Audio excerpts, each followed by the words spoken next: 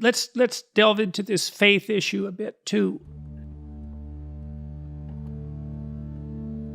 Because the faith is a very complicated term, and it's often parodied by the rationalists. To have faith in God is parodied as a primitive and superstitious belief. But my psychological investigations convinced me that there's no action without faith. Because we are always stepping into the unknown, we have to take a leap of faith to exist, to do the simplest of things, literally to move. We're trying to move from a place of less value to a place of more value. So we have to make some assumptions about what constitutes value. And then we have to believe that our actions are going to have the outcome that we desire. And we do that without evidence. I mean, that's partly why to be human is to be riven with anxiety. It's because there's no certainty, and so you can't act without faith. And so then the question might, if you accept that proposition, you can't act without faith. And I don't believe that that's a disputable proposition, unless you view people as deterministic in the way that clocks are, so that we're just stimulus response machines. It seems to me that instead we're moving into the unknown, and we do that in dread, in some sense, dread and hope, and we do that because we have faith. And when we lose that faith, our lives fall apart, and we don't know which way is up or down. And so then the question is, well, if we have to have faith, what is it that we should have faith in? And then the answer seems to be something like, well, if we have to make a decision about that, maybe we try to have faith in the idea that the best should be pursued and will prevail as an organizing principle. And then the question is, well, what is the best? And the answer is, well, that's a really hard question. And so we need cathedrals, and we need Bach's music, and we need the stories in Genesis, and we need the world's great literature.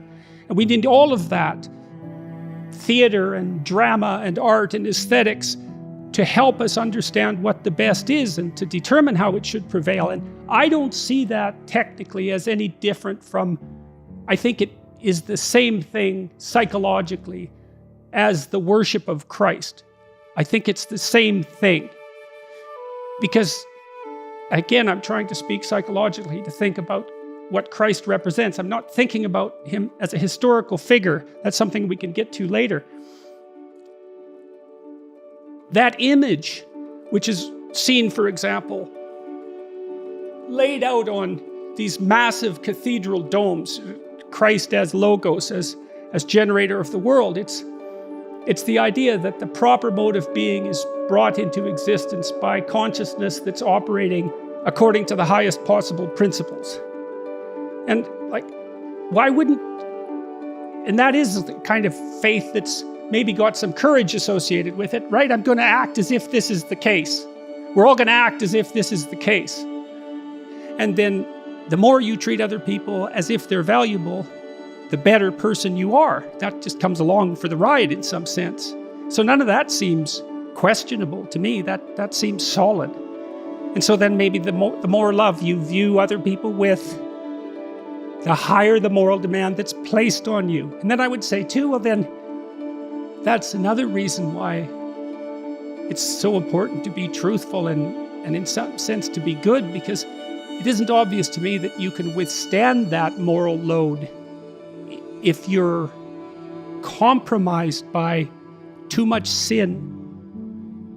It's too much. And that's another thing that we're not very good at teaching young people about. You shouldn't do that. It's like there's a sanctimonious authority that goes along with that that's the wrong tone. It's more like,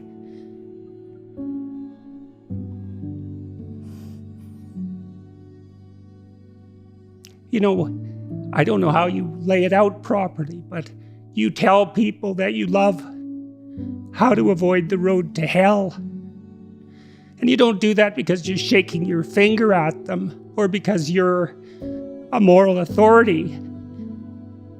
You do it because you don't want them to burn. And